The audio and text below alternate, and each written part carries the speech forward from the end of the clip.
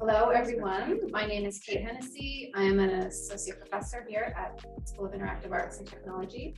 And I'm really happy, along with the graduate students of the SIAT Graduate Research Colloquium, to welcome you to the very first of our spring speaker series. So this is a series that has been curated and developed and designed by graduate students in our program who are enrolled in the colloquium this semester. And we're really excited to have a number of exceptional speakers who are both alumni, former SIAT alumni, who are leaders in research and in industry who are going to be joining us over the next 11 weeks. I also want to acknowledge that we're gathering here on the unceded territory of the Musqueam, Squamish, Tsleil-Waututh, as well here in Surrey on the unceded traditional territory of the Coquitlam, Quaiquat, Tuasin, and numerous Stolo nations.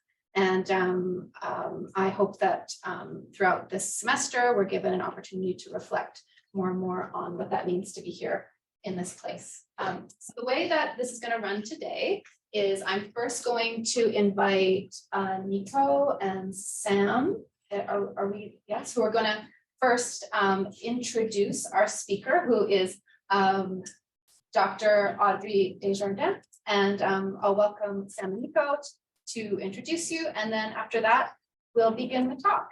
And I'll just remind everyone that we are recording the talk today, just so that you know that for our archive and for people who I'm sure will watch the talk. So come on up. Maybe stand in this general area so that you can be seen. Yes.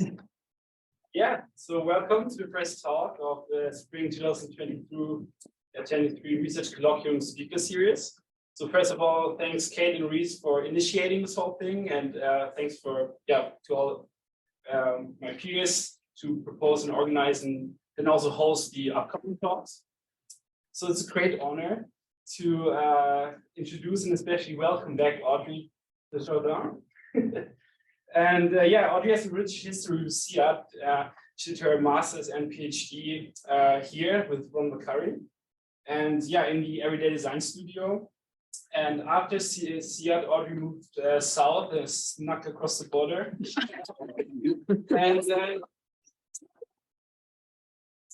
and is currently an associate professor at the School of Art History and Design in Washington. He's also the founder of Studio Tilt. And Audrey's research is focused on the experience of living with technology in the home. So that also means whatever we define as home. And so fun fact here, Audrey did van life before it was cool.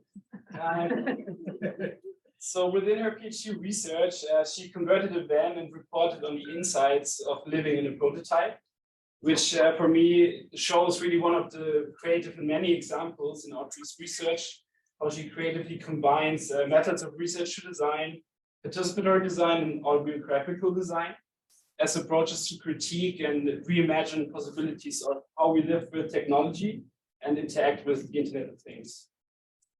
Audrey's work has deeply inspired and motivated my personal work, and I think it's safe to say all the work from our peers in Everyday Design Studio and Homework Lab.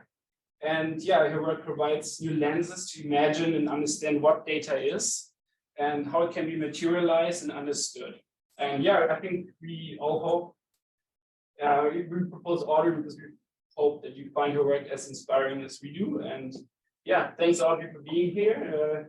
Stage is yours, and Ron, welcome. Thank you.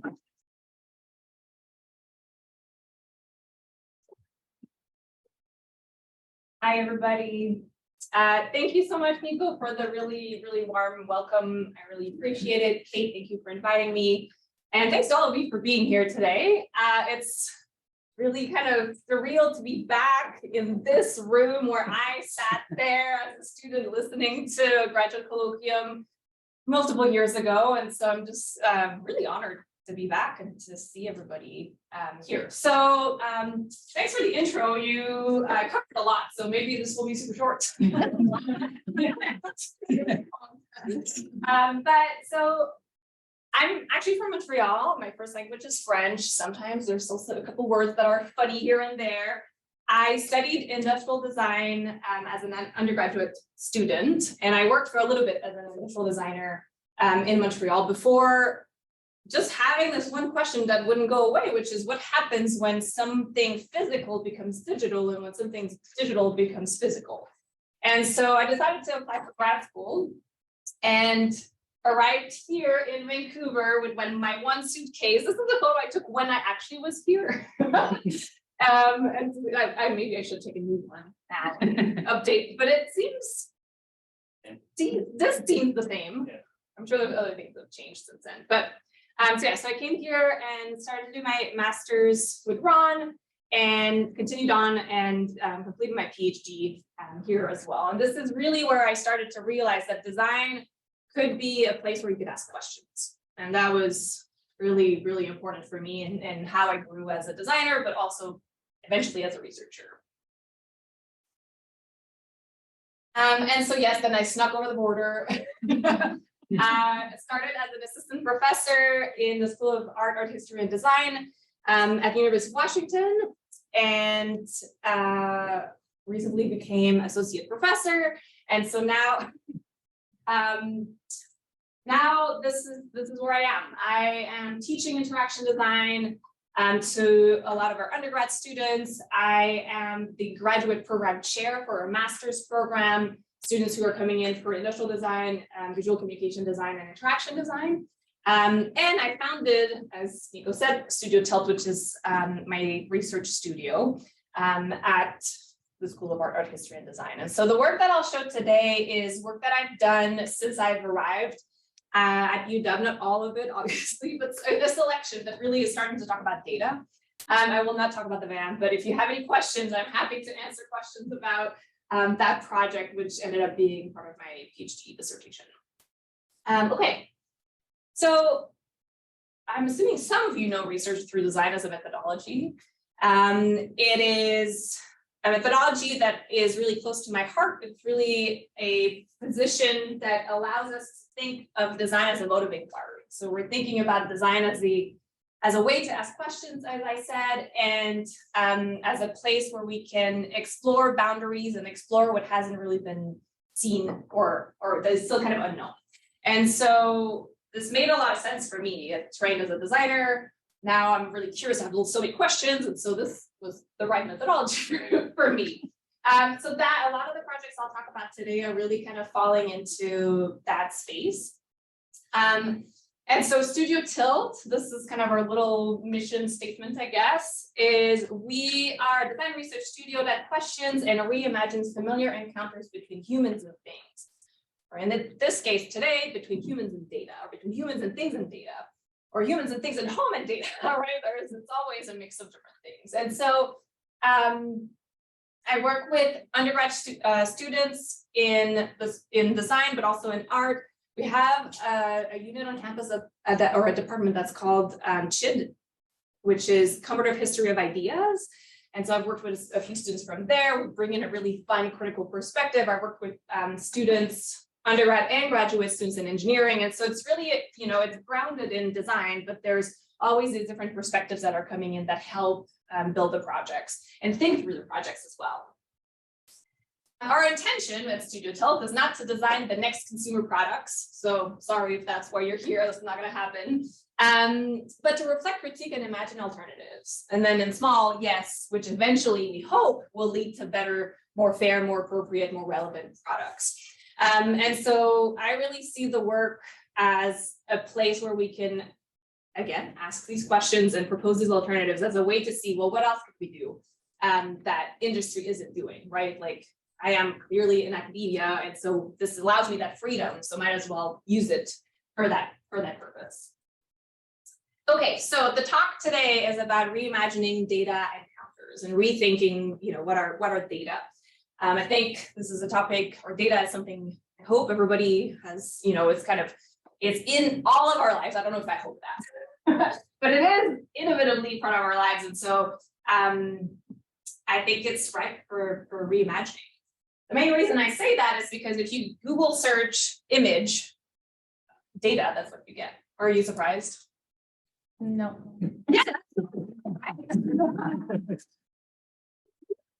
Well, that's the only thing that comes back when we say data. Why does it have to be in that form? Why does it have to be this kind of blue floating numbers on this black screen?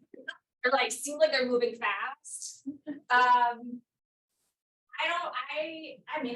know why a little bit, right? Culture, news, media, all of this is kind of continuing to build that image that we have about what data are. However, I think that there's room for other alternatives, other perspectives on what data can be. So if I say data, some of you might think about these terms, right? Digital, immaterial, objective, true. Maybe it's homogeneous, universal, and clean. This seems like it's connected to this the previous slide of this kind of like data floating around on this computer screen. However, I think that they're, okay, someone's in the wait on Zoom, but I'll speak them. Yeah, okay. And so, of course, a lot of media scholars have argued that data isn't objective, that data isn't neutral. And so if this is still what is in all of our imaginaries, well, where do we go from there? So in the book Data Feminism, Ignacio and Klein state this extractive system, which is kind of the data economy system, creates a profound asymmetry between who is collecting, storing, and analyzing data, and whose data are collected, stored, and analyzed. And so there's this really massive imbalance between who has power here. And so I think that by revisiting those terms that I was showing, we can start to kind of try to get in the way of, or try to shift a little bit what this asymmetry is and start to reclaim a little bit of power. So what if we looked at that instead? What if that was our list for what data connects to? Maybe it's local, lively, maybe it has a life of its own in the way. It's heterogeneous, it's not so flat. It's part of assemblages, it's part of other things. It doesn't exist on its own. It is personal, it's coming from people. Interpretative and smaller, maybe instead of big data, maybe we can start to think about small data. So that's kind of where the projects are grounded in. By focusing on the more human qualities of data, small data, which is kind of the approach I'm taking here, calls for reducing the gap between those creating the data and how the data may be understood. So I'm trying to really close the gap and get into that at that personal level. Small data doesn't mean that it's the opposite of big data. By that, I mean that small data are intricately linked with the large ecosystems of big data, data economy, and surveillance. So you'll see the projects, they clearly have some whimsy in them. I definitely have a playful approach to them. And I really am trying to get into this kind of personal relationship with data. It doesn't mean that I'm ignoring these things.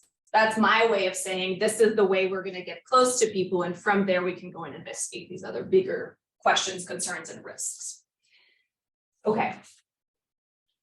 So that's kind of the main question that the projects are responding to. How might creative data representations support other engagements with data, right? Every time you write a question with other kinds, like alternatives, trying to find something else, you have to think, it's a hard question because how do you define that? How do you define what is the alternative? And so I've been probably thinking about this question for the last, 4 or 5 years, and I don't know if I have an answer yet, but I have examples. And so in a true research through design fashion, I'm presenting this through a series of examples, exemplars, building a repertoire of ideas that are starting to answer this question. Also, feel free to ask questions along the way. There is going to be time for Q&A at the end, but sometimes, if there are questions, I'm really open to have this be a conversation. Okay, back to this image. So what else can we do? Yeah, sorry.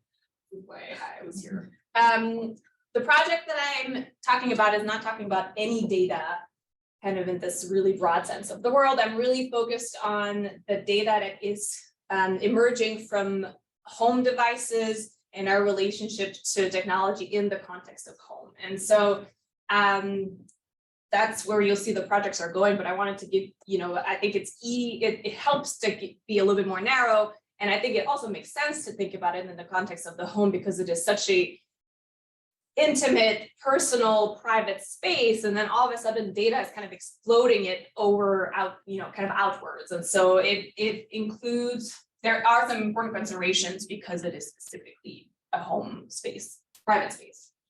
Okay, so you might be encountering home data in these kind of infinite spreadsheets. You might have a chance to have some 2D visualizations. This is motion at a sliding door, December 19th to January 20. Maybe you have a dashboard, another dashboard, another dashboard. This might be how you engage with data currently. And I really think there should be something else. I don't think this is capturing people's attention in a way that will help them consider the impact of how their data is collected and how their data is being used. Okay, so first project is the listening cups. I have them here, so I'll pass them around. The listening cups are ceramic 3D printed cups.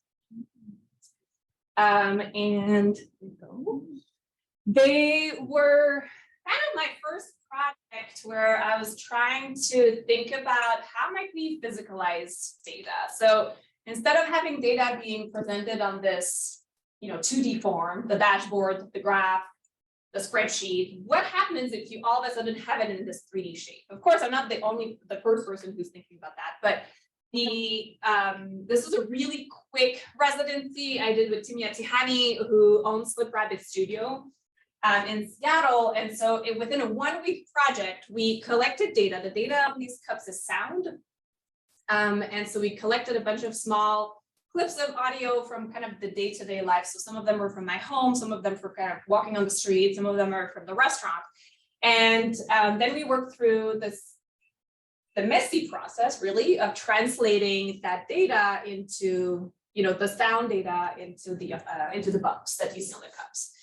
So that's what the data looked like. It was very simple. It was basically every half second. I was using an app on my phone that was picking up decibels. Some of the graphs look like that. My home sometimes is quiet at night, sometimes it isn't for some reason. I don't know why. And then this is the important part, right? How do you translate? And so you might imagine, okay, well, a quiet noise will make a tiny bump, and then a loud noise will make these bigger bumps, right? That kind of makes sense, but it doesn't have to be that. And so that's that cup. This is the exact same data. This data is saying that every bump that's below about 60 decibels will be a really tiny bump, and then anything above 70 will also be a tiny bump. Everything around 65, which is typically human voice level, will be this big bump. And so they tell really different stories. Same data. And so it's very evident the agency the designer has in that case to say, okay, well, I choose what other people will read through this physicalization. So sometimes it becomes easy to figure out what time did we wake up, You can kind of guess. Sometimes things happened and it was not clear what the story was. What do you think happened in this event? Sorry? Oh, I was just wondering if they had a fight. Yes, maybe there was a fight. Maybe. Other guesses?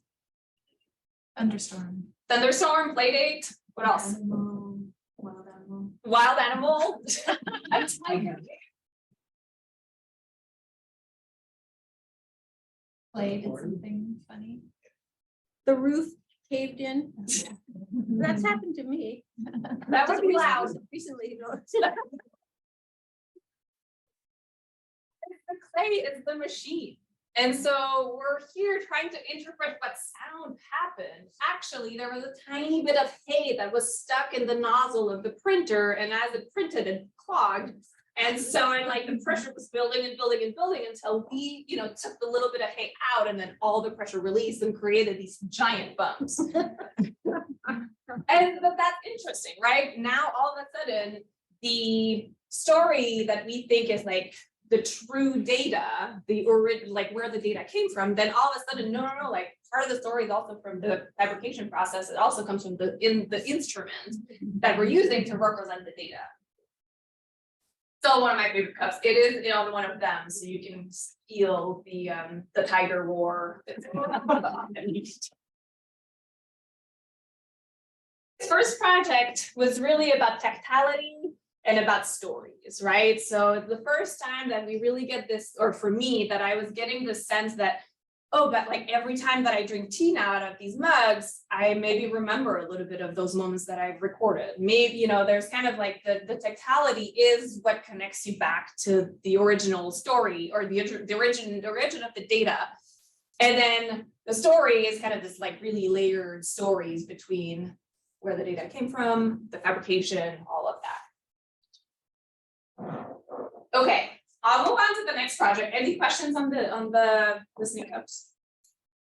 Or you can keep it. Yes. How did you decide to go with ceramics and why cups? Like what were some of the design decisions?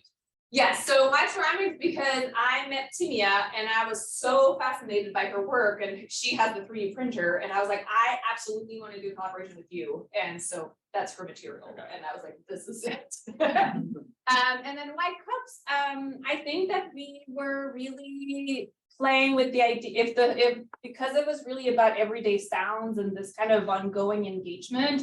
We wanted something that would be a functional thing. So any, things that you could use as opposed to sculpture.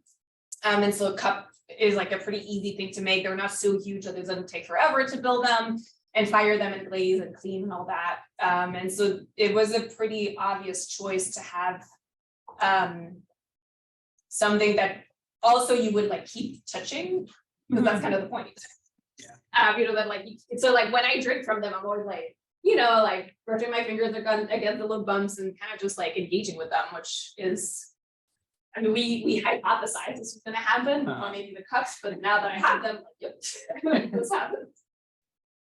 I don't know, I'm looking at these and I'm kind of looking at stories makes you think of possible stories. And it occurs to me that, for example, well, I have two grandkids. They're identical twin girls. They're 3.5 years old. So there's always, I was thinking of stories with these girls, and what if they were premature because they're twins. So really premature. So what if the sounds of the first 2 days of their life were recorded, and you could make this collection of like, this is because they love stories. They make up stories all the time. This is your birth. And they play with things where they put things in. They love putting things in containers, taking them out. And so it just occurred to me that, oh my goodness, you could create these little life pieces and that are in the home. And so anyway, it's just an imagination. I was just thinking, oh, this is so lovely. The idea of stories. Yeah, I mean, we were working on such, like in the residency, you're like really intensely, like quickly, let's like make, like, kind of go through it. And so it was really meant to be kind of a proof of concept. Of course, and of course now I recorded, but I will always remember, like one of the clips is from like me eating in an Indian restaurant. And like on purpose clicking like the forks and knife, like going, making this like noisescape. But yeah, I mean, of course, if you could record moments that are more meaningful, then these gain more meaning too. It's just and stories. I think stories do create your own stories, right? Oh yeah. Yeah. Well, okay. So next project is all about stories. So this is the data ethics project. I will pass along the stories. There are 28. So you can kind of pass them around. You can take your read if you want. So in that project, instead of physicalizing data, we were fictionalizing it.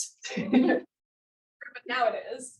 And so we were really wondering, well, what would happen if the data was transformed into stories? And going back to the list that I had at the beginning of data as being objective, data being, really kind of strict almost in a way, data not being about interpretation. Well, there are, multiple media and technology scholars have argued that data actually is all about interpretation. It is never neutral. It is actually not objective. There's a lot of subjectivity in how it's collected, lots of subjectivity in how it's analyzed. And so we really wanted to push that further and to say, well, okay, fine then, like we're going to make stories, complete fiction stories based on data. So for that project, we commissioned 7 fiction writers to work with 7 different households in Seattle who would provide 1 month of data at a time to the fiction writers, and then they would write short stories. And so what happened, so we worked with voice assistant data, smart plug data, thermostat data, there was a smart bed, pellets in the exercise bike data, there was cameras, light bulbs, thermostat, I think I said that maybe already. So there was quite a range. Some of it felt more expressive than other, right? Like thermostat might feel different than a voice assistant, where you can actually read what people are saying. So what happened is that at the end of the month, every household would send us their 1 month of data. So that's voice assistant data. There's a lot of additional metadata. This is from smart plug data, particularly saying on, off, on, off, on, off. That's what this data says. We clean the data. So that's, for example, voice assistant data. Now you can see a lot of things. How do you rob a bank? Some questions in French. Who's your daddy?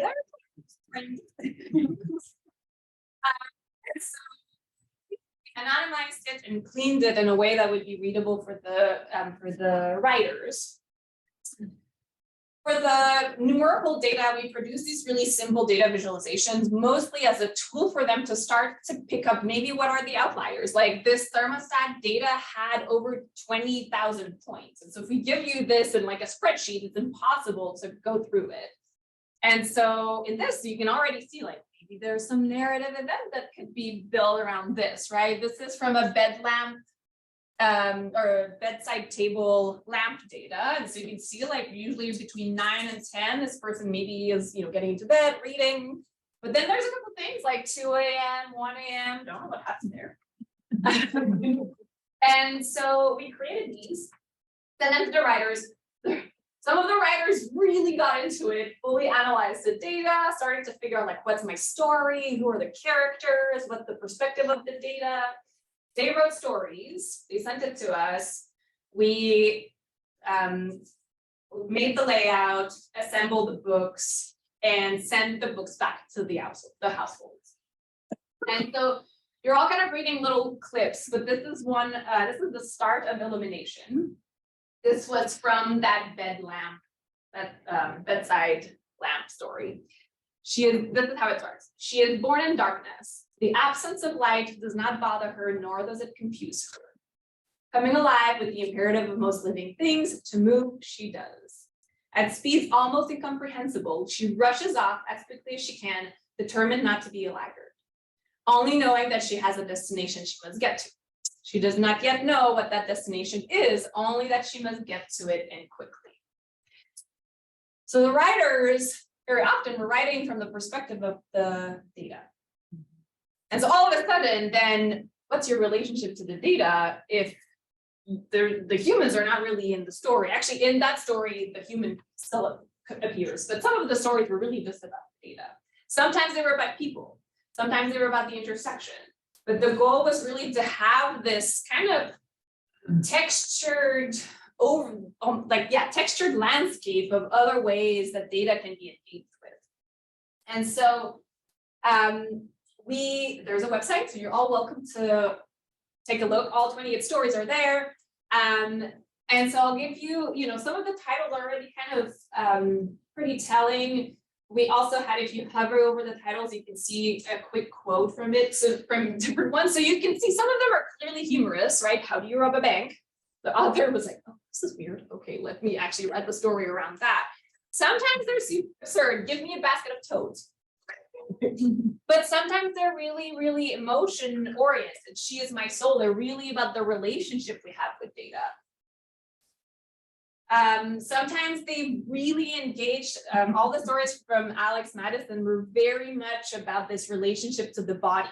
Like, where is the data coming from? This was all from the Google voice assistant. And so they were all coming, you know, I was born of her breath really means I was born out of her saying things to this device. And so there's this, all of a sudden we get all these different tones around, you know, data is not just these blue numbers running around this black screen. They have, you know, they become physical in a way. They become entangled with our bodies. They become part of these other sound legends. So we are still analyzing the data from, so we interviewed the participants and the authors about their experience. So we did, each writer wrote 4 stories with the same household over almost a year, because it took like a month to collect the data, then a few weeks to write the story, then the exchange. And so, you know, over the year. And so every time a story dropped, I don't know if we call it that, we interviewed them. And every time the participants said, I didn't have any expectations, except I didn't see myself in a story. Like, okay, you didn't have expectations. So they're interesting, right? The authors, on the one hand, realize the data is anonymized. I can guess some things, sometimes more than others, but I can't guess the person. And so there's tension between the people's thinking, I'm giving you all, you know, it's not all, I'm giving you my data about this one device. I'm expecting some sort of a mirror to see what happened. And it turns out, well, it's more of a distorted or maybe a broken mirror. Like, you can kind of reflect back some things, but not everything. And so after the first story, their expectations did change. They were still kind of looking for themselves in the story.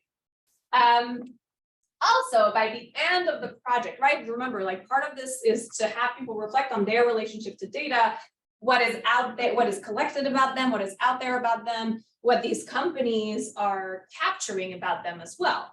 And so a lot of them said, oh, well, yeah, it didn't really change my relationship to data, except I deleted my Facebook account. This project, though. And so it's really fascinating, a subtle shift that I don't know if people were able to, like, they couldn't pinpoint it, but there was clearly some changes that happened. And so it's interesting to see how both the long-term aspect of this project, and also this, you know, some of the stories are like, they're hard. Sometimes it's hard really to see where the data is. Sometimes it isn't, but it was interesting to see the kind of these like subtle effects it actually had on people. At the same time, kind of coming back to the question, or coming back to the title of the talk, this really creates these new imaginaries of data. It really gives us an opportunity to kind of just imagine, well, what is the life of data? Some of the stories about data in the transatlantic undersea cable, trying to deliver, you know, the answer to the question, what is I'm sorry in Spanish? The whole story is about that. And then like the cable gets severed, and then they all panic in the ocean, you know, it's like, it's fascinating to see all the other places that data are and what they do or think. Of course, there's some anthropomorphism happening in the stories, but that's kind of what fiction can do in a way. And I think it allows us to start to see a broader picture for what data can be. And then this getting closer point is really about, you know, these people then all of a sudden had to actually look for their data to be able to give it to us so that we could give it to the authors. And so they had to get close to the interfaces that actually are giving us their data. And that was not always easy. And also over a whole year, some of the processes that we thought worked for downloading your data from Google changed. And all of a sudden you had to learn a new way. And so then you had to get really close to the data, both from the participant's perspective, but also from the author's side. Just like reading, how do you read a data set to be able to then write the story? Okay, questions on the data epics? Yeah. Were you ever concerned at one point that like taking this data, because it's in the home, and one of the concerns, of course, is privacy and issues around sort of normalization or the quantification of the self. So in making this data more charismatic and having people hunt for it and engaging with it in different ways, was there a worry of normalizing a loss of privacy in a space like the home? Yes. Yes, but so of course, I mean, I think that as soon as you like kind of bring in this playful approach, then it feels like it might minimize these other risks and concerns. But in the end, I'd say that I'll talk first about the participants, but then also about kind of the larger impact for the project. So with the participants, there were a couple of participants who were like, I don't have anything to hide at the beginning of the project, right? They were like, you know, like, I know there's risks, like my husband works in security, whatever, like he has more concerns. I don't have any concerns, or, you know, things like that. And so that's one. That's two, I'm thinking about a specific couple. And I was like, okay, well, maybe this will change after the project. And by the end, she was still not really concerned. She was like, we have a really boring life. And I was like, okay, like that's still not the answer I wanted to hear, but you know, I think that, so she didn't shift that much, but people who were more on the fence were a lot more concerned at the end. So some people decided to unplug their voice assistants and choose not to use, two participants decided to unplug their voice assistants and not use them anymore because, you know, and it didn't say it was because of the project, but maybe it was. So, but from the author's perspective, this was really interesting because a lot of them said, this feels voyeuristic. This feels like it's not right. I shouldn't be able to look, even though it was anonymized. They were like, I don't want to see all this data. So then they had these reflections as well, which was really interesting. Now that the stories are on the web and people can kind of engage with them more broadly, the point of view or the perspective is that if we are able to, you know, kind of engage with data in these more curious ways, then it might lead you to think more about those privacy concerns. And so I don't think that it makes them all cute and sweet and then we're all like, yay, data. I think that it's a starting point to opening other discussions about what happens with your data. Does that answer your question? I mean, you can go and read some of the stories. Some of them will not make you feel like they're cute and sweet. One of the stories, Intelligence, is one where the data is really kind of messing around with the reader, kind of saying like, oh, well, you thought I was going to give you a narrative and a storyline. Well, look at this, it isn't. And it's kind of like, you know, like it's on its head and it's really kind of pushing.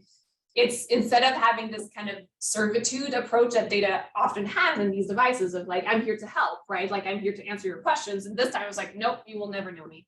Sorry, not even sorry. That's my Canadian side. This project was in the US. No. Good question. Yeah. Well, what was the initial design process like? You get all this data, and as someone who's worked with it, it's quite overwhelming. Like, how did you kind of approach it designerly? Yeah. So actually, the project started with one author and one participant. So we did a pilot first. We went through the 4 stories and then decided to do it again with 6 households and 6 writers. And so in that first approach, it was a lot of time. So a lot of the data was coming from these motion sensors, thermostat, smart plug data. And so they were a lot of these binary on off with timestamps. Okay. And so for those, we would kind of get them a lot, like I did a lot of work in Excel trying to kind of get my columns organized. And then I used Tableau as a visualization software to plot the data. And that wasn't always easy. Like somehow dates are really weird in there. And so I'm like, why can't this just like dates and times? So anyways, we figured that out. And so we created these data visualizations, and it was interesting because we would send the author both the like full transcript, like the full Excel sheet and the visualization. And some of the, like in that with the first author, she was like, yeah, I kind of look at both. and, kind of see what happens. In the second round, it's interesting because our concern is not in the representation of the story. Our concern is in how do we make a tool for the authors to write. Right. Okay. And so some of the authors would say, I looked at it and then I closed it and then I hallucinate the story. That's what their words. And I was like, that's the author of Intelligence, that story I was talking about. And it's just like, he's a poet, he writes fiction, but poetry. And so that made a lot of sense. Then we had other authors who you saw like the transcript, like fully annotated, like full on detective mode, building the narrative. All of her work usually is very character oriented. And when we told her, we were like, sometimes it'd be nice to have character be the data, like she was shocked. We're like, okay, how do I do that? And so, so I think the ones that were really hard to work with was the camera because it's video. So there's not an easy way to make a visualization to send to the authors. And so we actually, and it's actually hard to download all the video data. So we asked the participants to select some clips they wanted to use for that month. And then we sent that to the author. And then with the audio, yeah, I think we dated them in the file number. And with the audio, it was just the transcript. And sometimes we sent the audio clips with. Okay. But they were not named. They were like timestamped. Yeah. Quick follow-up. How much do you think, because you're using Excel and Tableau, like they're designed for business. And that's your initial, like how much do you think that's impacting kind of, like it's not really a true designerly tool or, yeah. Because it's not, to me, it wasn't so much the tool, it was more how heavy-handed our authorial role became, right? Like as soon as we do something or we don't do something, it's a decision and it changes the data. However, kind of, showing them it felt like sending the authors the data with all the metadata, like the way that the participants were sending us was kind of a formula for getting like, it wasn't helping them. And like, that's what we heard from the pilot too, was the author was really, like she told us she watched the Magic Bus episode explaining data, to kind of like wrap her head around, just like a kid's show for those of you who might not know. To wrap her head around what data are so that she could write the story and kind of give context to the data we were sending. And so we realized, we have to do something to support the process for the authors, but so I mean, we had some of the visualizations we remade multiple times because we were like, is this the right one? Is this the wrong one? Like the ones I showed were really kind of simple, but Peloton has a giant data sheet. So it's like for every ride you do, so it's this exercise bike, it says like, what class did you take? How long was it? What music was it? Who was the instructor? How many calories did you burn? What was your heart rate? All that. And so we could, like you can send the whole Excel sheet, but you can, in choosing which ones to plot, we're making decisions. We made one with all the instructors. There's no getting around it. It's always going to be subjective in a way. Yeah. Is it related to that? I mean, I'm coming back to your slides of when you Google the images and that, the concept notion going in, the assumption in the sense that data is discrete, data is objective, data is this element. And then the question about whether data is going through this different media in a sense. Or at one point, my question would be, at what point was there any realization that data, the boundary of data as a distinct thing became blurry, if not disappearing? Like, how do you separate data from the story? How do you separate data from the device that collected? How do you separate from Excel or from you and Heidi and from the authors? But did that come up? That now people saw data as part of this assemblage, that it was attached? Yeah, so I think the authors realized it very clearly. And the later story, it's really interesting if you read the 4 stories from the author kind of back to back, because you can see the trajectory. Where it very often starts with this, we're here to serve, kind of, and at the end it's just like, like it's blurry, it's messy, and so I think the authors realized it and could articulate it. I think some of the participants felt it, but had a harder time explaining it. So we did, in the first interview we did with every participant, we did an association game with them where we said, what sound do you associate with data? What movement? What smell? What color? You know, kind of we had like 15 questions. And we collected that and then we redid it at the end. And in the beginning, there's more of those kind of like, yes, it's like black and white or blue and black. It's like strict, it's rigid. The sound is like an old modem. It smells like burnt electronics, you know, and by the end, then data became undulating were some of the words they were using. They were kind of starting to use a lot more of these kind of nature references, which are kind of like, you know, you can think a lot more about ecology and how things kind of merge and exist together. So I think,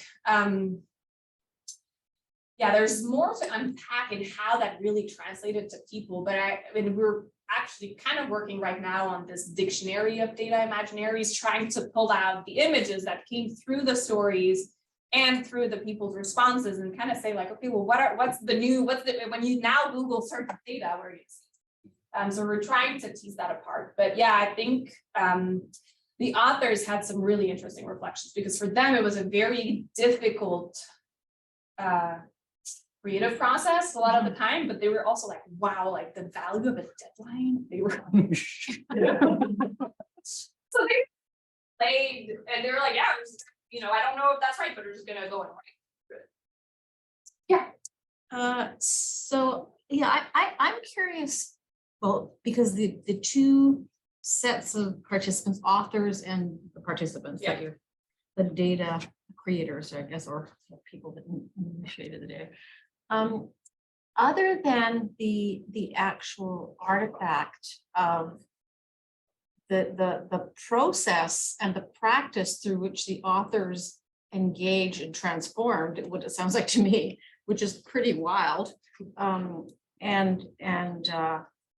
Did the participants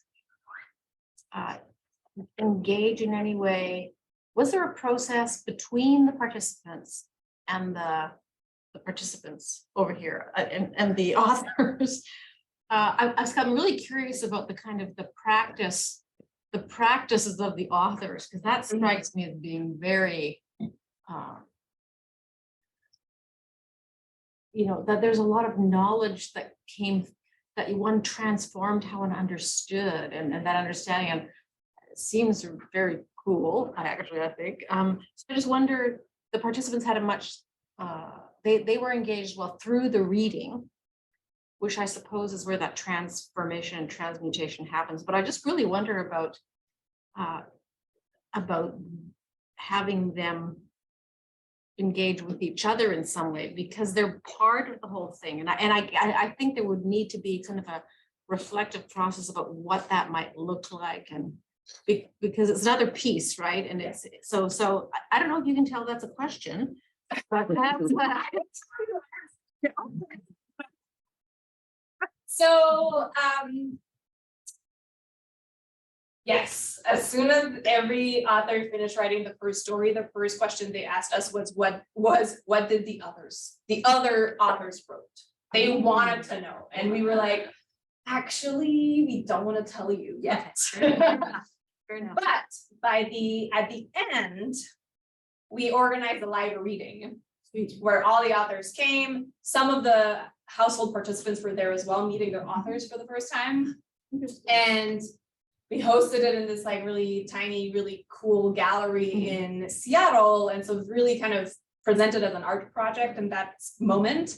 So every author picked one of their stories, read it in their voice, with their tone, you know, the whole thing. And then we had a Q&A where the audience could ask questions, which was all about the process. And one thing that I regret maybe in that whole project was that we catered really closely to the authors, right? When you're asking me like, how do you design the visualizations? We were always thinking about the authors. We also, when we had, after hearing that the first author watched the Magic Bus as like her way of understanding data, we're like, okay, maybe we can provide them a little bit more support there. So we had curated a set of readings that were already kind of pushing on what is data and giving them these reflections around like assemblages and where data, like data centers, what are they, some photo, you know, like kind of trying to push already like what they know about what data are. And I think that really helped them in that process. And in that focus, we kind of just thought, well, the households are going to read the stories. But I think if I was going to do version 2 or 3 of this, I think we would have to also support the participants more to get them closer to these reflections. And I mean, it's like, it's always difficult, right? Like as a researcher, I'm like, I don't want to intervene too much, although I am clearly. And then as like a designer or as an artist in that moment, I was like, well, okay, like the point is to have them really think about, you know, where their data goes and the privacy and those risks. And so then like, then it's more about that intervention. So, you know, not every project is perfect. Oh, no, it's great. It's You didn't want it to be perfect. No. That's what's so, I don't know if it's exotic, I wouldn't say that, but it's really, it just strike, like my brain is like all these pings going on and they're all different kind of realizations and different kinds of understandings. And I really want to follow it. I don't really know what it means. Maybe I'm like one of the participants, but it just strikes me as being so compelling because it's defamiliarizing. Yeah.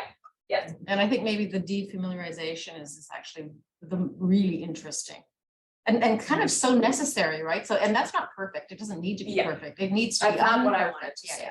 Taking back the perfect. Okay. I'm not critiquing you. I'm just, I'm riffing. Okay, one more question on the data fix. Yeah. I'm just curious, the data, does it have to be created by people? Okay, well, what data is not created by people? ChatGPT. For instance. I'm thinking more like the households, the people in the households are the one that creates the condition of the data, right? What if like it's not the people in the households that's creating the condition of data? It could be sound from animals on the outside or wind and whatnot. Would that change the ethics dramatically if it's not the people that are creating the data? Or is that something that was you just thought, or was that a condition that you set behind for a specific goal? Well, we were interested in existing IoT devices for the home. Now, these devices don't always capture people, right? Like there's one story that's all about what this like backyard camera is picking up and it's all rabbits and squirrels, you know? And so the people put the camera there. So in a way they are shaping how data is collected, but the subject of the data in that case were these animals outside.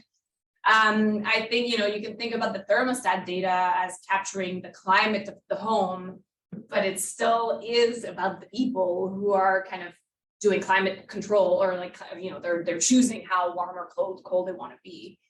So I don't know. I don't think that the stories are only about the people and what is collected about them. It's really collecting about the house, the home. And so it's more of a combination of people, things, animals, spirits. I don't know. Okay. What time is it? Until what time do we go? I mean, I love the conversation. 2:15, so for conversation and so on. I kind of like this. This is great. Okay. So next project, the odd interpreters. In this project, we were moving on from fiction and trying to get into these other multisensory engagements with data. This project, for those of you We'll give you some of background, but we tried to submit this 3 times with Kai. This year it got it. So don't despair. If you have rejections, just fully in the process. Just keep on going. It's very satisfying when it finally goes through. Okay, for this project, we were looking for alternatives. Being here, obviously. Alternative means looking for ways to bring data back together with the material conditions of its production and the social context of its interpretation. So I think that's come back to your question a little bit, right? The kind of the context in which data is produced, which in our case was home spaces. There's 3 of them. I think I'll talk about 2. Can't remember what's in the rest of the slide deck, but that's okay. I'll talk about the first one is broadcast. Broadcast is connected, so it's this lovely device, and it is tracking the traffic coming in and out of the Alexa voice assistant. So it's trying to know when is data going by and when is it kind of quiet.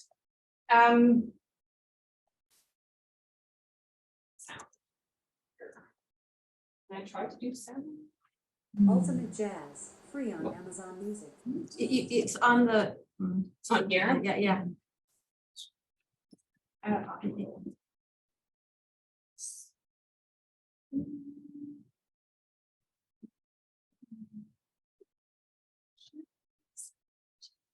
think your system is now muted. The volume on your system. On my here. Yeah, try. There, yeah.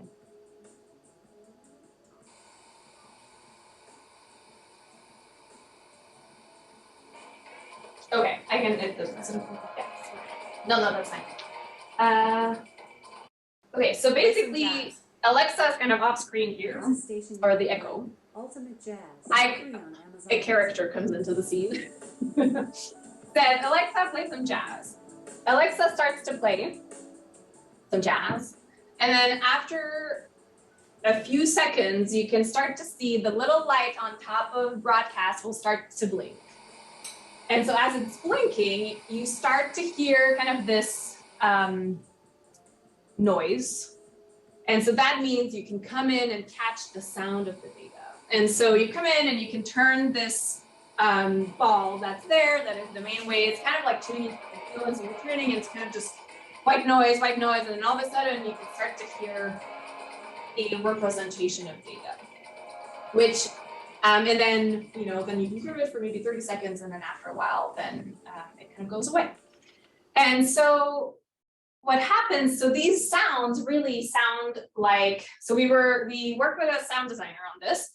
The sounds are of 2 categories: data location and data in transit. And so we were really trying to play on this idea that data is never really in the home only. It's always traveling places, obviously, right? So the different places data go might be a data center, might be located in the desert. It might be going to space. It might be participating in the stock market. It might be underwater. There's all these tubes. And so we're really kind of using the existing real places where data are as our inspiration to build these sounds. And then there's data transit, which is kind of like the quality of the movement that we were trying to express via sound. I will not try to make those sounds right now for you. But you can, I imagine, like that I will do one. The desert is like.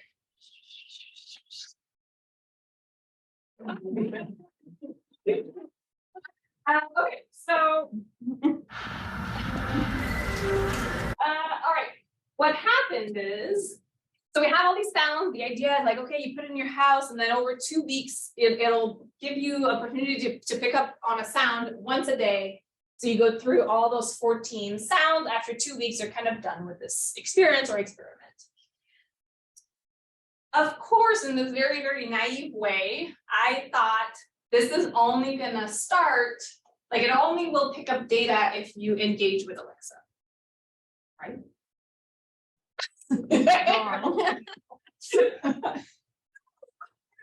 So that's what Amazon maybe wants us to do. Right? That like it's only listening when you're talking to it. Well, we talked to it. This is all the little pings that are, am I on the network? And reminiscent of the Morse things.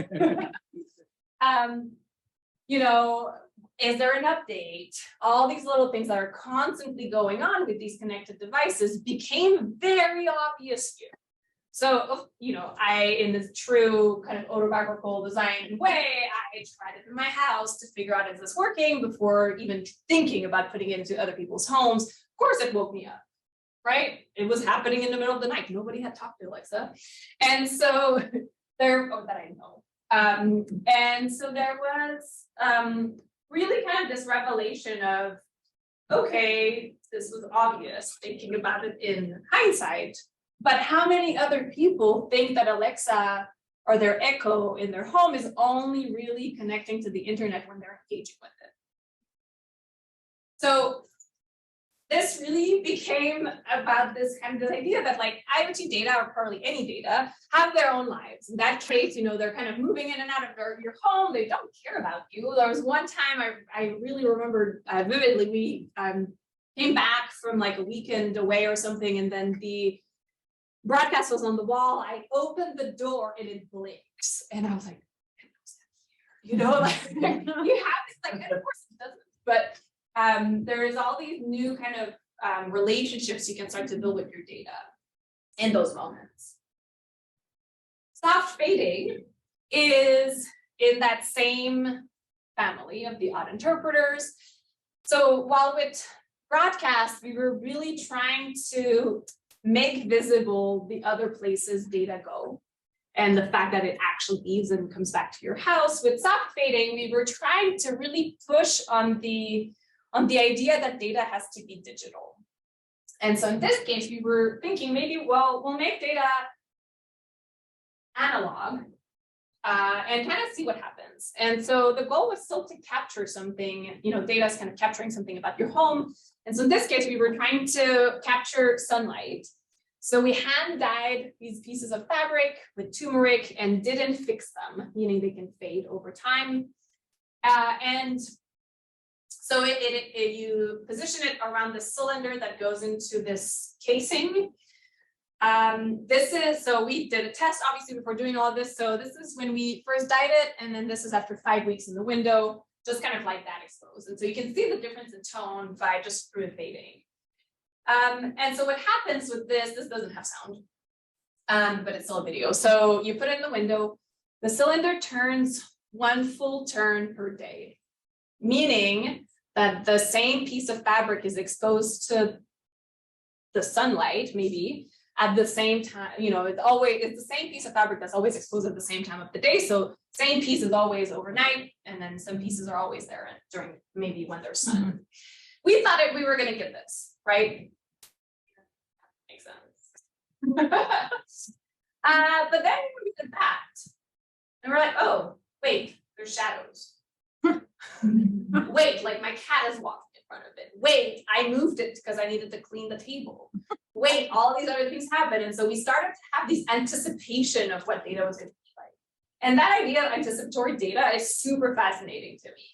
It takes maybe at least 6 weeks before you should maybe take out the fabric to see what it looks like. And there's no way just by looking at through the little slit to kind of guess what it's going to be like with the whole fabric. And so we started to have all these like sketches of what it is going to be like, what it's not going to be like. And so then after all this waiting, that's what we got. We were so confused. What happened? There's now sun every time of the day and night. This is not real, right? Yeah, turns out our thing wasn't working properly. So we fixed it. So it was kind of just like, it was slipping. The motor was slipping. And so then we gave it some angles in this little hexagon that made sure that it was actually turning properly. And then we got that.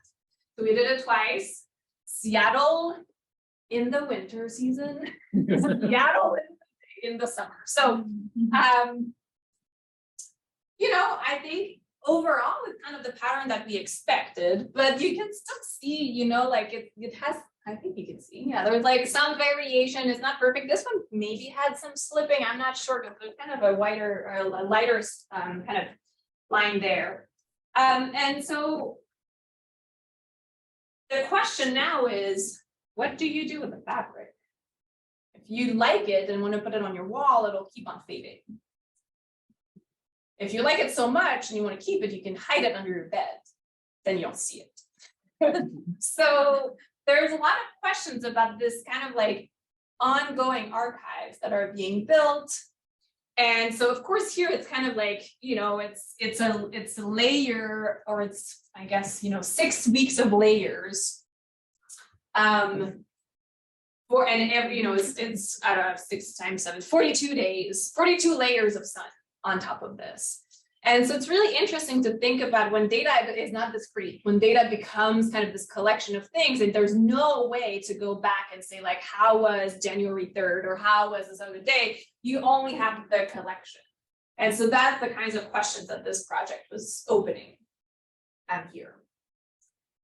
So with the plant image and the shadow, there's really kind of this illustration of the concept that data are local, right? Like we can kind of imagine in the abstract what it's going to look like. It's really about the condition of the place where it's being done. And then this anticipatory process was kind of the other highlight for this one. Okay, questions before I get into this one. The last one is data bakery. It gives you recipes to make cookies based on your data. And so it's all about this performativity element where you can kind of like actually you have to go through the recipe, understand it, maybe adapt it, make the cookie, eat the cookie. Not all the recipes were good. Yeah. Something that strikes me as very interesting about the turmeric fabric is that it draws attention to the fact that data maybe should disappear over time, because as you know, you're talking and giving a representation of all the data points for just like one person's smart, you know, switch or whatever, just so many data points that are being stored in the cloud, and it seems so unsustainable and impossible. So maybe data should be disappearing faster like that. That should be celebrated as something. See. Yeah, I like that a lot.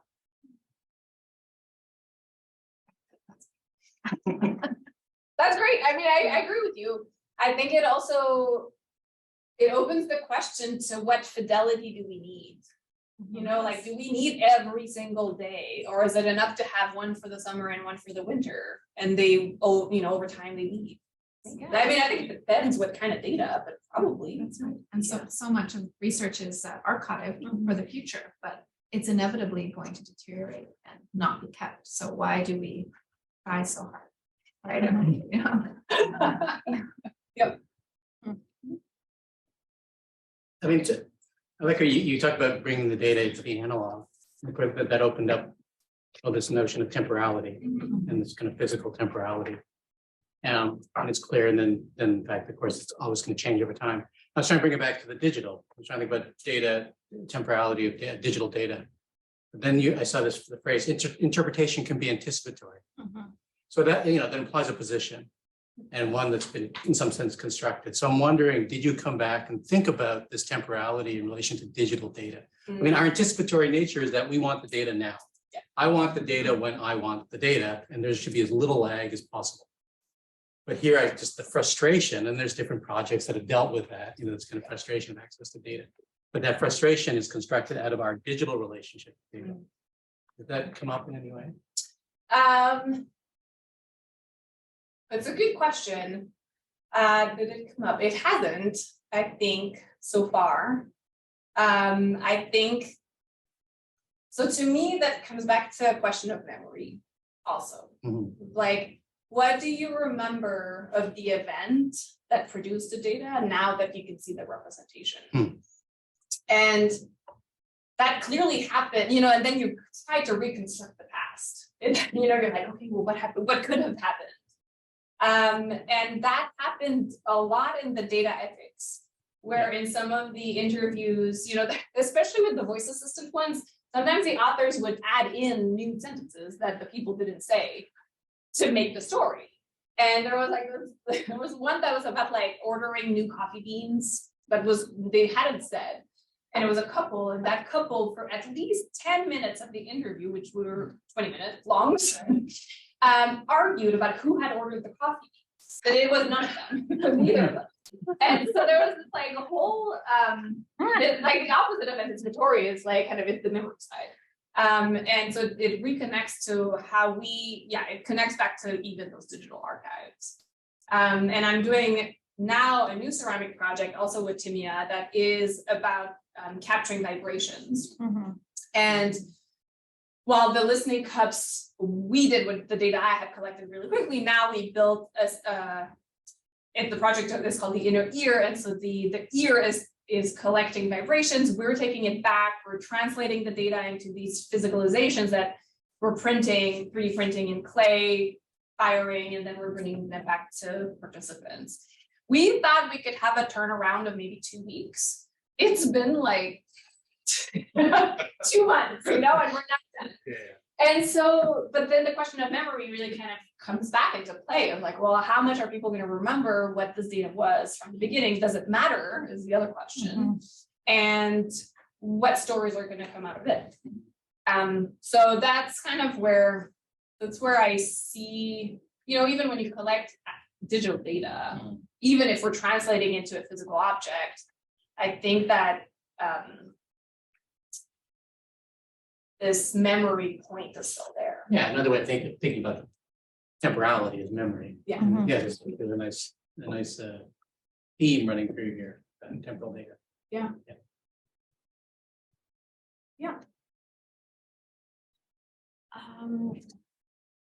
I just want to reflect on some of the ways I've been thinking about anticipatory, because Ron had one way of thinking about it, but for me, anticipatory, it is about time. It's about future time, but it's also about a kind of paying attention to the length of time, because there's quite a length of time in the fabric, and so there's a real beingness about it that I really appreciate, especially the tactile, physical nature of the fabric, and it's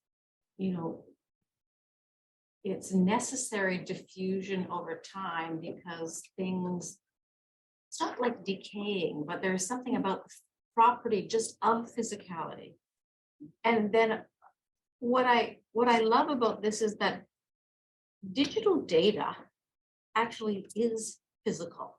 We call it digital, and some doesn't mean somehow it's not physical. And I know that we're looking at this particular form and the fabric, but the fact that that is this multi-layered temporal representation, but it's more than a representation. It actually is the data, but the physical nature of the data is already physical, but that is being highlighted as physical, and the actualness of time just being, I find it to be quite, it's revealing real truths about being, and actually about that fabric, which is, it does the same thing that so many physical things do. It exists, and time impacts it, because that's also physical. So maybe that's quite ontological, but I feel that when I experience this physically, when I looked at that, just and the appreciation I have just for that. I mean, it is beautiful, but then time is going to take that away, or it's going to become beautiful in another way. So, like as an art piece, I just love this idea of all of these things kind of just fading away over a few years. It's very striking, and it actually does bring the nature of that.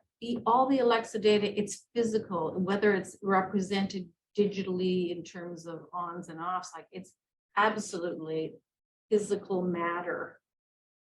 So anyway, this is I don't know if that's vague or if it's saying something, but I feel it's a very clear ontological existing thing. I really appreciate it, and I kind of feel like that could be a part of what's stated about it. Because Yeah. because it's not only about the moments that are added together to make this. It's not about the adding. It's about actually the physical sameness of it as the fabric. So- Yeah. So is that can you say something? That's right. No, and I think it was really important to us in that project that the collection was the representation. Right. Right? It's all one. Right. It's all just the being. And it for a while it turns, and then for a while it doesn't turn. And yeah, so I appreciate that. Well, yeah, one of my conclusions are about ontology in the end. Yeah. Okay. Good. So this project, oh, that one is hard without sound. Let's try, is it let display source? Yes, that's the right source. Touch icon. No. Oh no, okay. Sorry. I'm not touching everything else. Maybe what oh yeah. Can I do sound? There isn't sound on that side, but there is sound. Just because of this.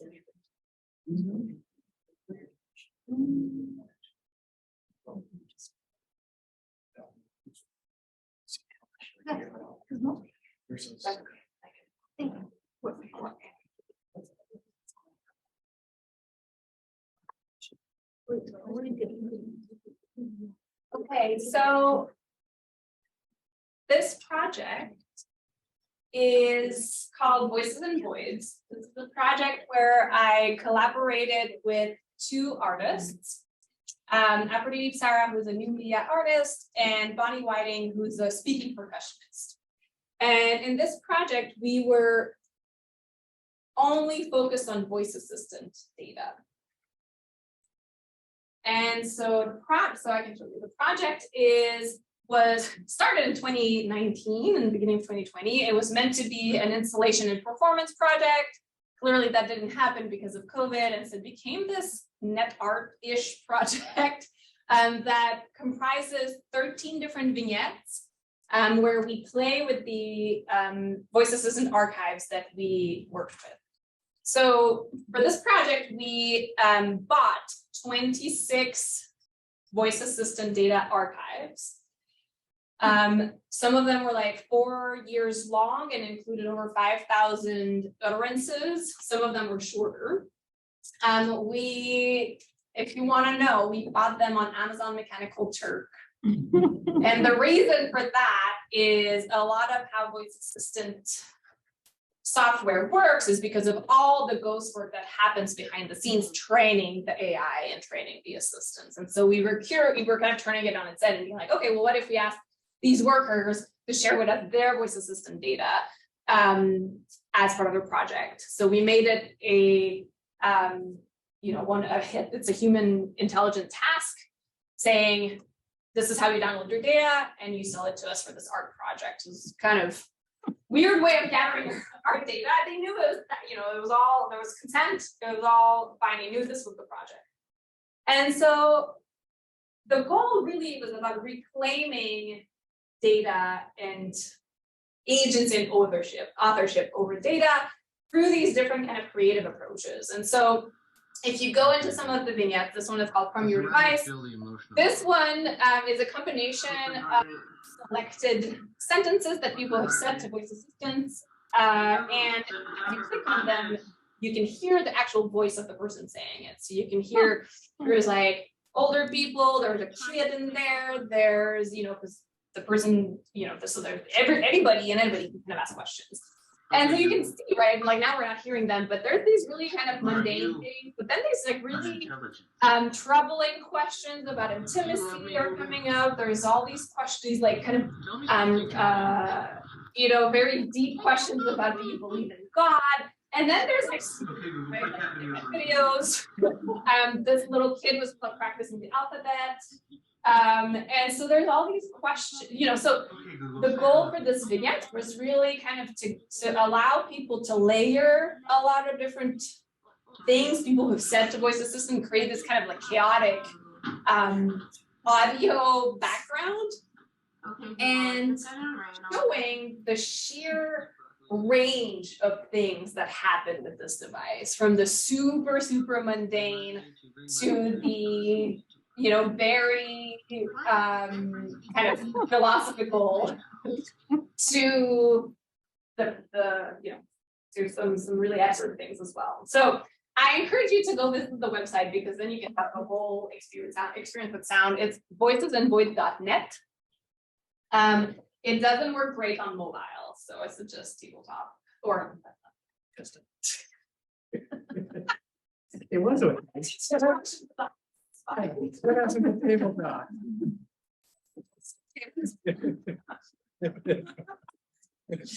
Okay, so we didn't only do this in this kind of visual way, but we also worked with a choreographer who helped us build a score where basically instead of us giving orders to Alexa, Alexa was giving us orders, and so he kept on repeating, set a timer for 15 minutes, for 12 minutes, for 2 minutes, and so we were then counting the minute, in this performance. And so we recorded it here we did this from our homes. And so there's this whole kind of like a Zoom performance element to this as well. And this one, Garden of Pots, is also an audio piece so when you talk to Alexa, it records the audio clip of you saying, hey, Alexa, set a timer. It then goes through natural language processing and transcribes what you said so that it can go through the whole system and come back with the answer or come back with the command. However, in the audio clip, it also records a tiny bit before and a tiny bit of audio after, which can tell a lot about where you might be. And so every time you open one of these pots, actually what's happening is that you're hearing only the background. So we only took those clips, not what the people said. And so one of them is all like rain and birds chirping. One of them is kind of in the shower. One of them is in a car. And so you can kind of start to feel like, oh, okay, like this actually is not only words, that actually is where the people are. Giving us, we're already worried about privacy with just what we say. Now there's even more concerns about the other stuff we could tell from, where people are. So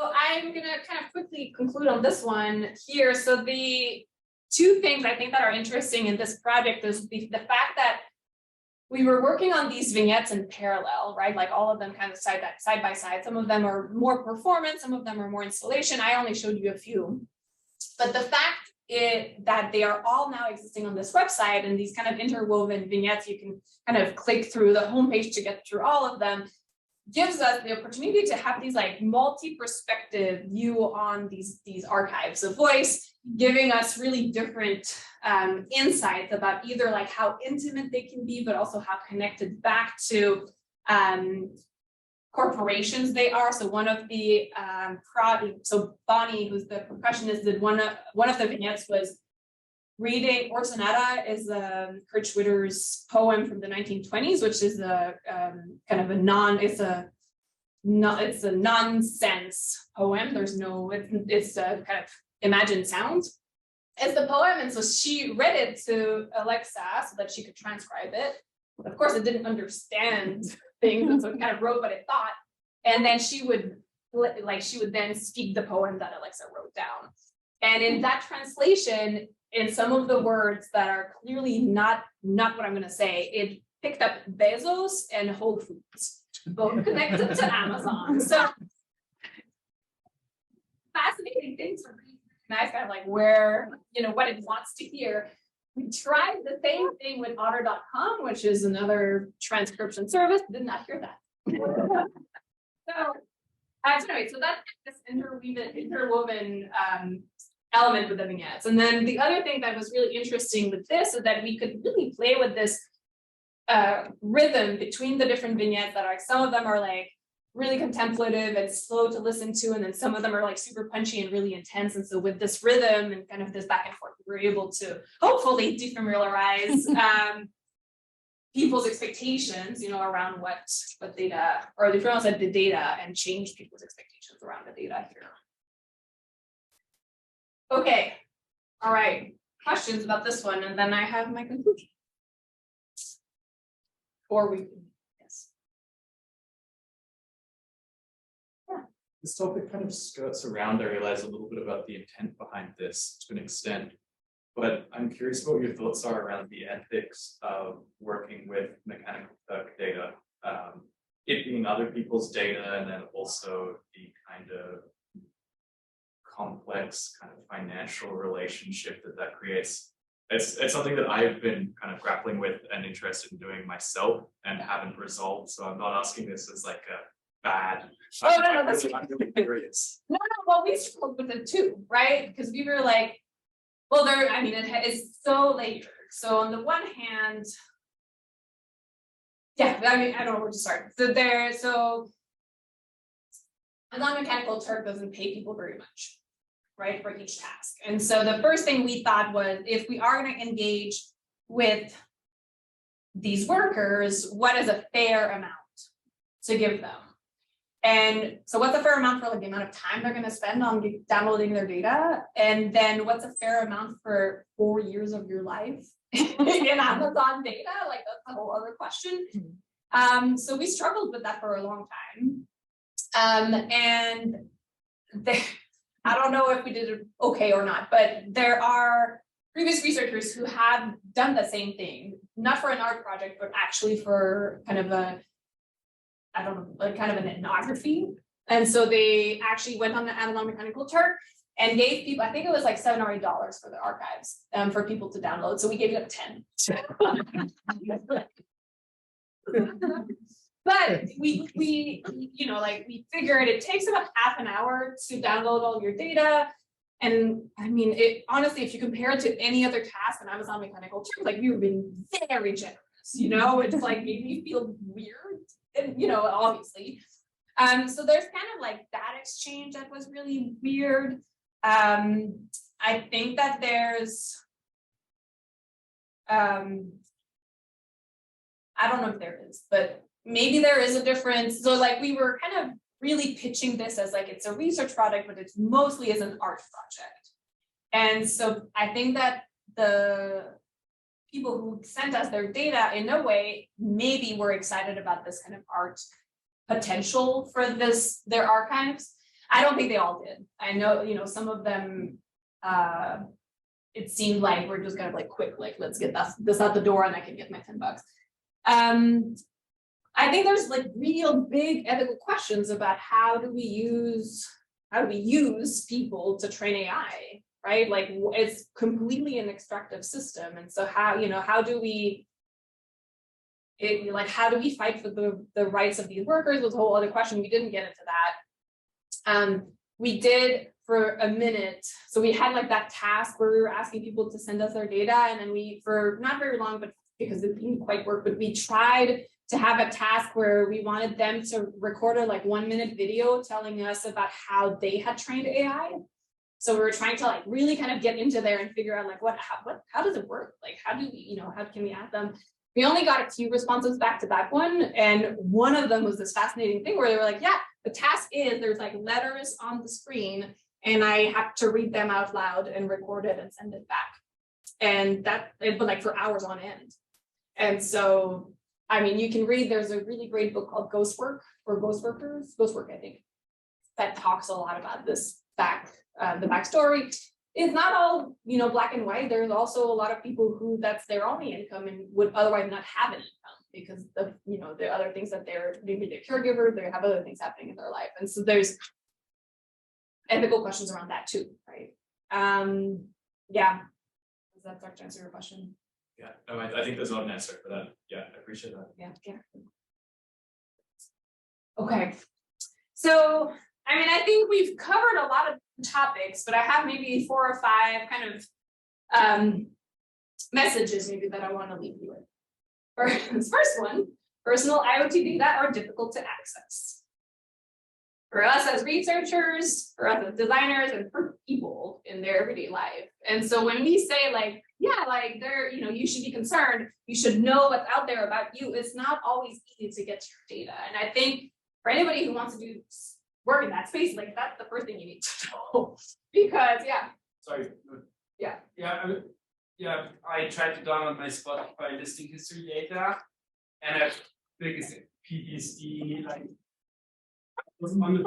I tried so many times and didn't work on mobile and on desktop, and then jumping back and forth, and I talked with 5 chatbots. It was really interesting how hard it was to get. For other people, it was more easy. But then or downloading your Facebook data, but it's always. I'm a designer. I'm like used to find tools that visualize data or that I can create something with this material. But for someone who never touched tools like this, like I couldn't do anything with it. But it's a, you can download your data, but there are no tools to really go in there, and it's very inaccessible, and that's something that really fascinates me because they're forced to kind of release data, but like no one really. It's just so the tools are missing so much, and so it's not only hard to access but also to make sense of, right? Totally. Personal opinion. You have a lot more work to do. And we know that the data actually exists, like because we're in this space. A lot of people, especially my parents, but even just friends, they don't even realize it's there. I mean, I think it's becoming slowly more common knowledge, but still, it doesn't mean that. Data engagements and encounters don't have to be based in productivity or functionality. Probably got some projects I proposed. Imagining might be our best way to get closer to data. And I don't know if it's our best way or maybe one of the best ways, right? So I think imagination is allowed, through the fiction project, through this anticipation, is a way to think about data, think through data, and then think about the impact it can have too. And so when we're working on what tools do we want for people to access or even to make sense of their data, I don't think we should discard imagination. Matters of labor, intimacy, everyday life, surveillance capitalism, and creative potential are entangled in IoT data. So that is really obvious in the Voices and Boards project, especially with the Amazon Mechanical Turk questions. But I think it's true in all of them. One of the stories in data ethics is called assemblage, and is the Peloton bike story. The whole story is like the brand pinging back the person, and then I will not tell you the end, but it's dramatic. So I encourage you to go and read it, because it's this kind of like intense, full-on kind of merging of capitalism, body, and data. Okay, it comes down to an ontological question. What is it like to be data, or what is it like to be with data for us? And I will add, for whom, right? So we, in these projects, a lot of them are with really small groups of participants. Some of them are our own reactions to living with them.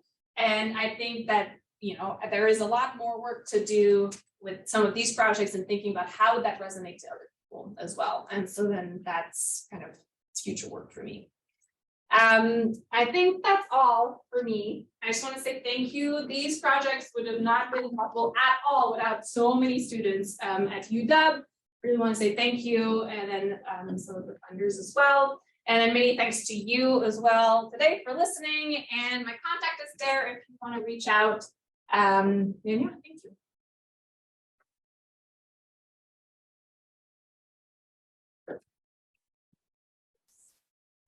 Thank you so much, Audrey. We have, maybe time for a couple more questions before we conclude for today. If anyone would like to ask any more questions of Audrey. What is meant by ontological? I mean, I have some background in philosophy, and then the ontology is something very, very, very difficult. Yeah, so in that question for me, it's really about what's the nature of being. That's my definition of ontology in that case. what is the nature of being with data? So how do we start to describe what is it like to be ourselves alongside data and together with data? So this is kind of where I'm going with that question. Does that make sense? How would you see it? Well, I mean, yeah, there is artist, interpretation of ontological, but I think that my understanding is different because it's from the philosophy perspective. But I mean, of course, I have to accept it because, from the perspective of the artist. Thank you. I actually want to add on also something, I think with your first statement, like living with data, what it means. Like I feel, especially in industry, like something like Spotify Wrapped, you're waiting for data, right? Or like to be analyzed or something. Like a lot of people like it. Over the years, I feel maybe less and less. Because at first it was a really interesting story that was created about our data that wasn't really transparent. And now it's like kind of waiting for data. But what I love about your work is you're enabling people to see or like to engage with data that's not more than waiting, right? It's surfacing and kind of if it's digital or not. So I know just for me, the shift from waiting for data is almost like it's so crucial to be agent or like have my agency about the data, and that's arts designer or like researcher helping people to have more agency with their data. But that's such a kind of important task to make, just like to materialize and get a reading of how it feels in your world, in daily life.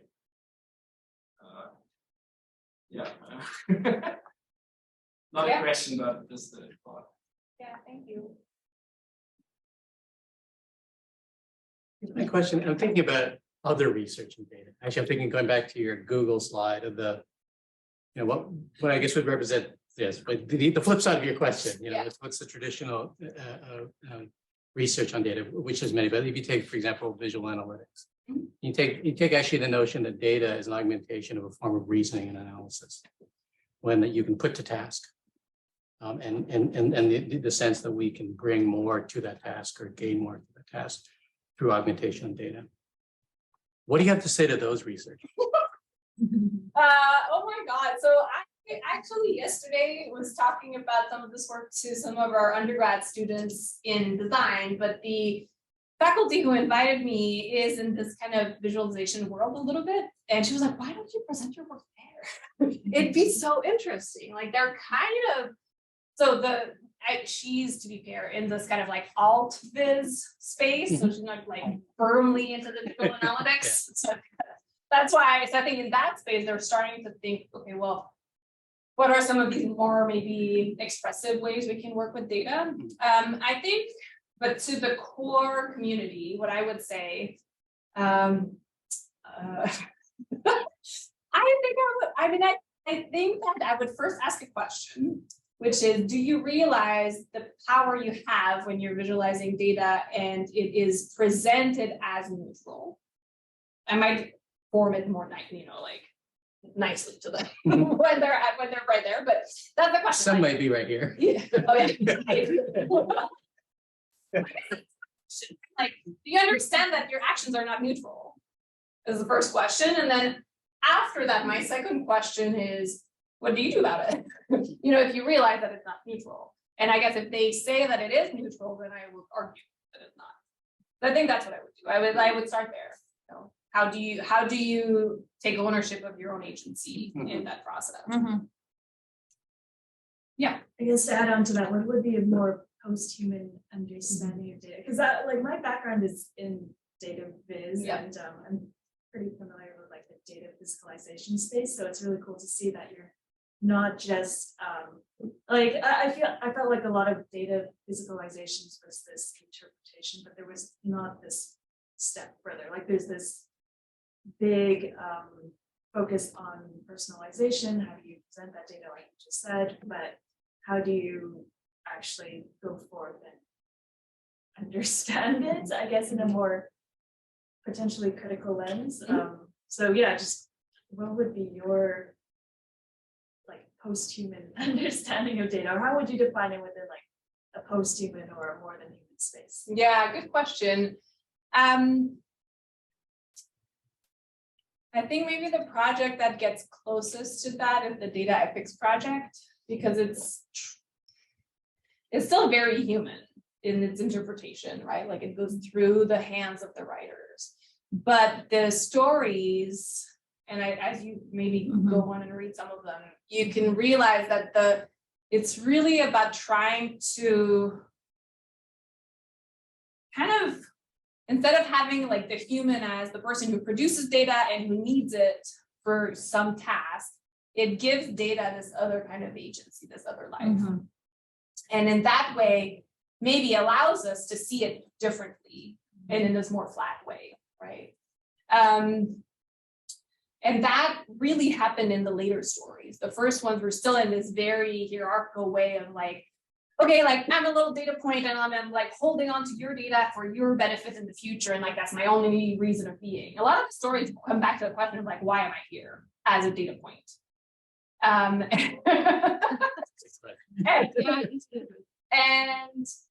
the first stories are really about like, I'm here for posterity, I'm here for the humans who are in, like, there's kind of some of these in Illumination, actually, there's a moment where this data point turns out gets like called back, like the human is like always like looking at that one data point. And so there's like this really visceral description of like, I'm being called into like the sunbeam and they're looking at me and like, I'm so proud in this moment and that's the only reason I am, you know? And so there's this whole kind of story of that data point. Granted, these are clearly, you know, like it's through imagination we get to that, right? And then we kind of get to this other way of understanding data. Like they probably don't have emotions. I would say probably. I don't know. But yes, I think by starting to see data as something other than to serve, then we can start to have that post-human understanding. So much, Audrey. I think that's a really excellent place to end today. So thank you so much for your talk. Thanks to everyone for your questions. I hope you'll join us next week where we have a talk with Dr. Garnet Hertz from Emily Carr University. I'll come back. Come back. Zoom too for his students at Emily Carr, so that'll work out. So, but thank you so much. Yeah, please join us next week. But it was wonderful to have you as first speaker in the series. You really set a wonderful tone, and thanks to all of you for being here. So thank you so much.